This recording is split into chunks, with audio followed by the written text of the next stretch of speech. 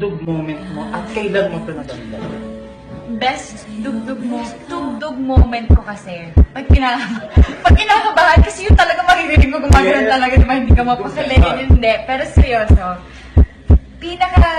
yung best tugdog moment ko is siguro sa San Francisco. I-explain ko ba? Huwag na natin i-explain. Konti lang, hindi na ako. I-explain ko. Wait lang. Iya ako. Ayun, dumudugdug ba yung moment? Hindi, yun yung ito yung last time na pagbalik namin, yung Ottawa. Yun na yung time na yun. Ako bang nandam mo? Yun na yung falling in love stage. So, doon ko naramdaman.